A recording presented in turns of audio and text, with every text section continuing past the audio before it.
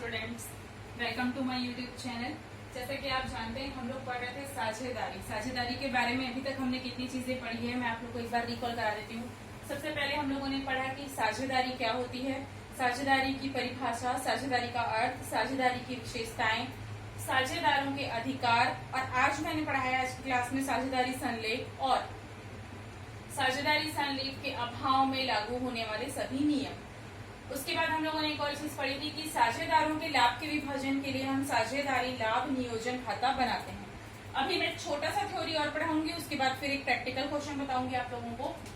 Theory में मैं आप लोगों को बताना चाहती हूँ कि साझेदारी के कितने प्रकार हो सकते हैं। साझेदारी के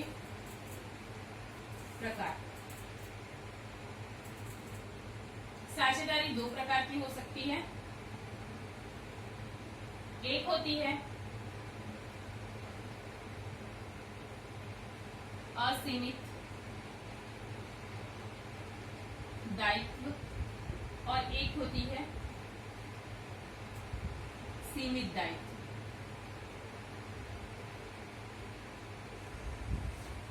असीमित दायित्व वाली साझेदारी को सामान्य साझेदारी कहा जाता है। सामान्य साझेदारी मुख्यतः इसमें सदस्यों का दायित्व, सदस्यों मतलब आपके साझेदारों का दायित्व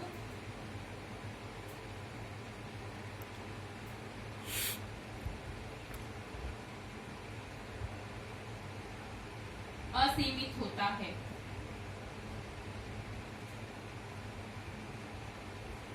और सीमित दायित्व वाली साझेदारी को हम विशिष्ट साझेदारी के नाम से भी जानते हैं। इसमें साझेदारों का दायित्व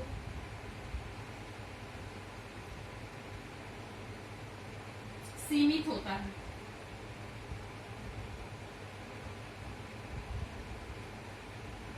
आजकल ऐसी साझेदारी का भी प्रचलन है।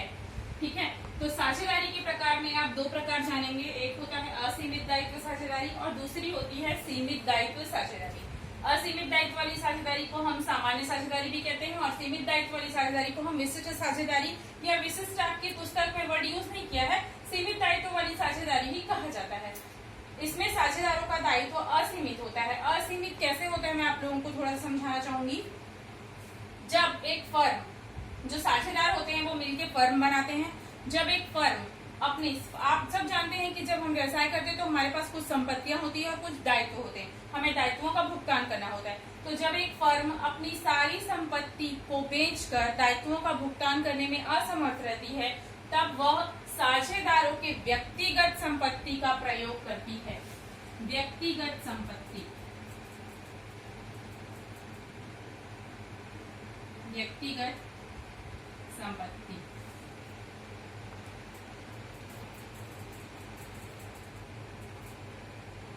ठीक है, तो जब साझेदारों की व्यक्तिगत संपत्ति को बेचकर भी साझेदारों का जो संपत्ति को बेचने के बाद भी जब साझेदारों का दायित्व भुगतान किया जाता है, तब उसे हम कहते हैं असीमित दायित्व। और सीमित दायित्व वो है जहां पर साझेदारों का दायित्व सीमित होता है, अर्थात उनकी व्यक्तिगत संपत्तियों का प्रयोग नहीं किया जा सकता। साझेदार की व्यक्तिगत संपत्ति पे फर्म का कोई अधिकार नहीं होता। ठीक है, इस तरह से दो प्रकार की साझेदारी होती है। लेकिन आपको मैं एक चीज बता दूं, आपके एग्जाम में जब क्वेश्चन पूछता है कि आप बताइए कि साझेदारों का दायित्व क्या होता है, तो आपका आंसर होगा एक नंबर के क्वेश्चन में साझेदारों का दायित्व असीमित होता है। क्योंकि जब साझेदार की बात होती है, साझेदारी की बात होती है, तब हम सामान्य साझेदारी को ही मानते हैं। और आपके लिए यही इंपॉर्टेंट है कि साझेदारों का दायित्व हमेशा असीमित होता है, कभी भी सीमित नहीं होता। जब वो ये पूछेगा कि सीमित दायित्व वाली साझेदारी में साझेदारों का दायित्व कैसा होता है, तब आप बताएंगे सीमित होता है। लेकिन जब तक वो सीमित शब्द यूज नहीं करता, सामान्य साझेदारी पूछता है, तब आप साझेदारों के दायित्व को असीमित ही बताएंगे। ठीक है, अब हम आगे आते हैं आज के लिए क्वेश्चन।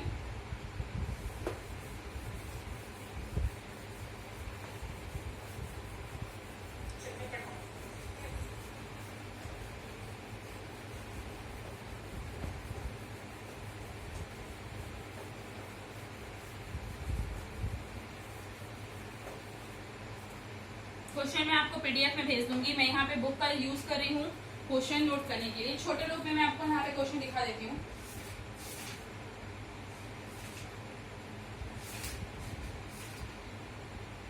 क्वेश्चन है जय विजय संजय। जय विजय संजय साझेदार हैं जो लाभ हानि को 2:1:1 में बांटते हैं। ठीक है, शॉर्ट में यहाँ पे मैं लिख रही हूँ जय है, विजय है और संजय है। लाभ हानि को ये 2:1:1 में बांटते हैं। उनकी पूंजी क्रमशः 28,800, 19,200 और 14,400 है।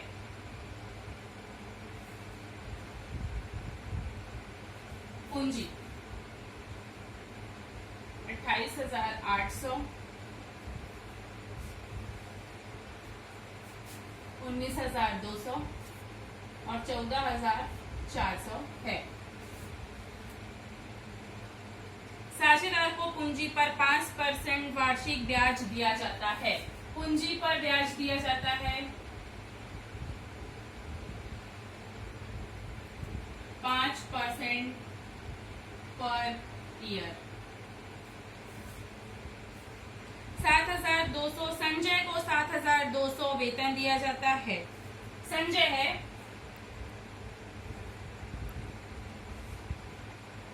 संजय को वेतन दिया जाता है 7,200 रुपए। विजय को सकल बिक्री पर 3% कमीशन मिलता है। विजय है, विजय को 3% कमीशन देना है। ठीक है, ऑन सेल, बिक्री पर। फर्म का लाभ दिया हुआ है 27,600।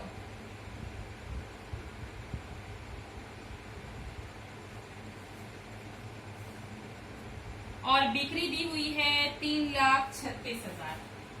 सेल दिया हुआ है 3,36,000।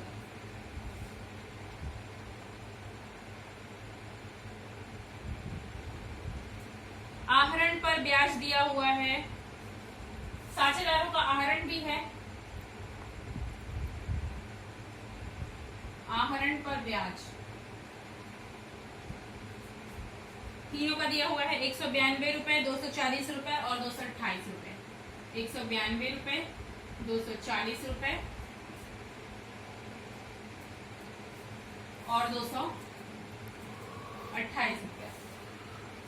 आपको बोला है लाभ हानि वितरण खाता बनाइए। अब आप लाभ हानि वितरण खाता मेरे साथ यहाँ पे देखिए ध्यान से, कौन कौन सी चीजें कहाँ कहाँ पर आएंगी।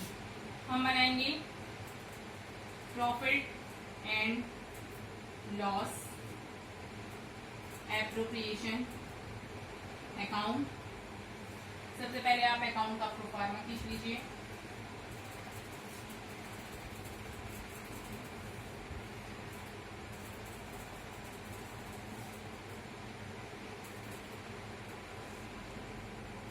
Particular debit amount, particulars credit amount. For the year ending जो भी होगा आप लिख लेना, profit and loss account for the year ending जो भी है आपके दिया रहेगा। अभी आपकी बुक नहीं आएगी, उसमें जो ईयर दिया रहेगा, जो ईयर सजेस्ट करेगा। ठीक है, सबसे पहले हम देखते हैं हमारे क्वेश्चन में जय विजय संजय है, लाभ हानि को 2:1:1 में बांटते हैं। उनकी पूंजी दी है 28,800, 19,200, 14,400। पूंजी पर ब्याज दिया है 5%। संजय का वेतन दिया है 7,200। लाभ दिया है 27,600। लाभ से क्वेश्चन चालू होता है। पहले नंबर की एंट्री लाभ, बैलेंस ब्रेक डाउन। कितना है लाभ एक बार और देख लेते हैं इंग्लिश में, क्योंकि कभी कभी हिंदी और इंग्लिश में दोनों में मिस्टेक हो सकता है। 27,600। ठीक, सबसे पहले आप एंट्री करेंगे प्रॉफिट की, बैलेंस ब्रेक डाउन 27,600। अब मैंने बताया कि साझेदारों को देने वाली सारी चीजें यहाँ पर आती हैं। साझेदारों को क्या क्या देना है? पूंजी पे ब्याज देना है, इंटरेस्ट ऑन कैपिटल। 5% देना है जय, विजय और संजय। कैसे निकालेंगे देखो, मैं यहाँ पे बता रही हूँ। उनकी पूंजी है 28,800, एक की है 19,200 और एक की है 14,400 into 555 divide by 100 divide by 100 divide by 100। इस प्रकार से आप निकाल लेंगे पूंजी पर ब्याज। मैं यहाँ कैलकुलेटर का यूज कर रही हूँ क्योंकि मेरे पास इतना समय नहीं है कि मैं इसको कैलकुलेट करूं, लेकिन आप लोग हाथ से कैलकुलेट करेंगे।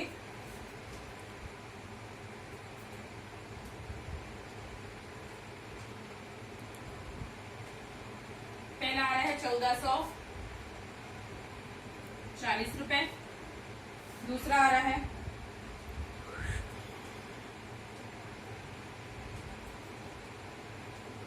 960 रुपए और तीसरा आ रहा है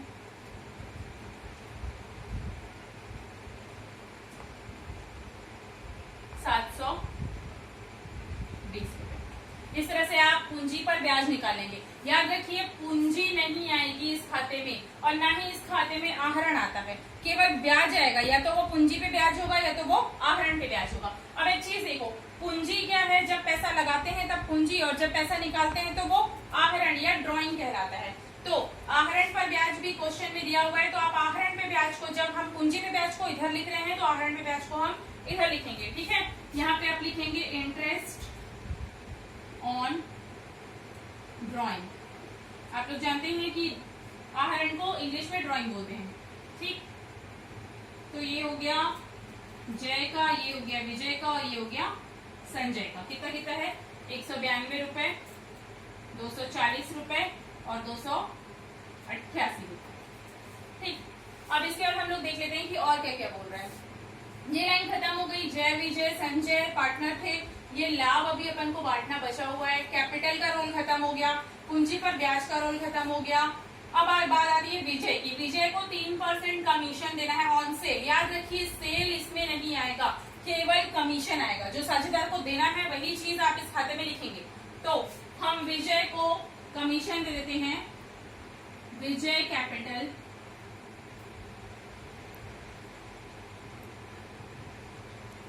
कमीशन। कमीशन हम निकालेंगे 3%, 3,36,000 का। 3,36,000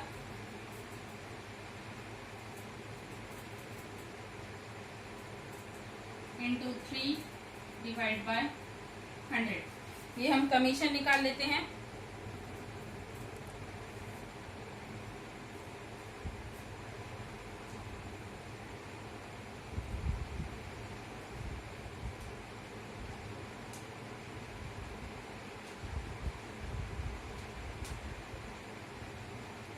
₹10,080।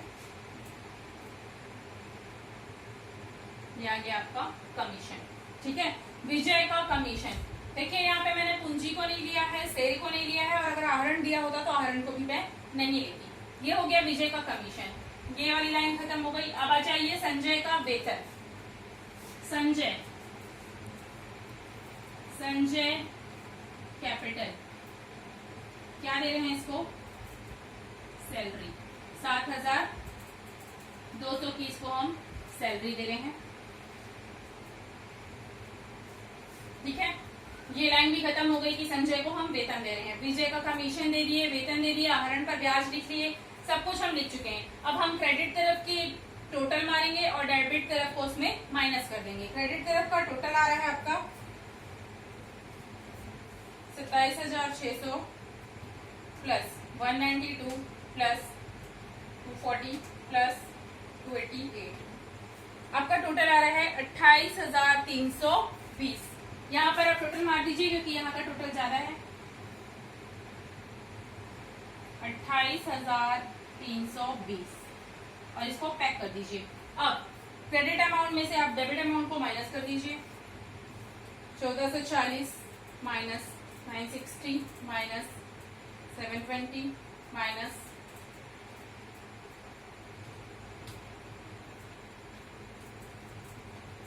ये आ रहा है आपका 7,920 रुपए। यहाँ पे मैं एक वर्किंग नोट बना रही हूँ, ये यहाँ पे नहीं आएगा, वहां पे आएगा, लेकिन वर्किंग नोट जगह कम है इसलिए यहाँ पे बना रही हूँ। 7,920 रुपए को आपको अनुपात में बांटना है। 7,920 रुपए 3 पार्टनर को बांटना है। कैसे बांटेंगे? जय, विजय और संजय। 7,920 गुणित लाभ हानि अनुपात है 2:1:1, तो 2 से गुणा कर देंगे और डिवाइड बाय 4 करेंगे, क्योंकि इनके योग से हम भाग देते हैं। इनका योग आ रहा है 4, ठीक है। तो संजय के लिए 2 से गुणा करेंगे, 4 से भाग देंगे। विजय के लिए 1 से गुणा करेंगे और 4 से भाग देंगे। संजय के लिए भी हम 1 से गुणा करेंगे और 4 से भाग देंगे। इस प्रकार हम लाभ हानि को जय, विजय और संजय में बांट देंगे। तो इनकी लाभ हानि आ रही है 3,960, जय की आ रही है 3,960, विजय और संजय, विजय की आ रही है 1,980 और संजय की आ रही है 1,980, क्योंकि इनका अनुपात समान है। इस प्रकार ये टोटल हो रहा है 7,920। अब इस तरफ का टोटल मार देंगे आप, ये है 28,320 रुपए। इस प्रकार से आपका ये क्वेश्चन खत्म हो गया। अब इस क्वेश्चन में मैंने सारी ऐसी चीजें बता दी है जो बहुत इंपॉर्टेंट थी। इस क्वेश्चन से आप लोग अपने बुक के बहुत सारे क्वेश्चन, कम से कम 8 से 10 क्वेश्चन बना सकते हैं।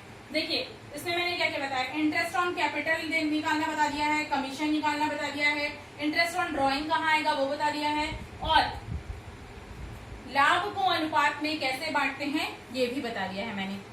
लाभ के लिए हम यहाँ पे लिखेंगे 2 पार्टनर्स कैपिटल, मैं लिखना भूल गई थी, सॉरी, 2 पार्टनर कैपिटल, क्योंकि ये कैपिटल अकाउंट में जाएगा आगे जाके। जय, विजय और संजय के कैपिटल अकाउंट में लाभ जाके जुड़ जाएगा।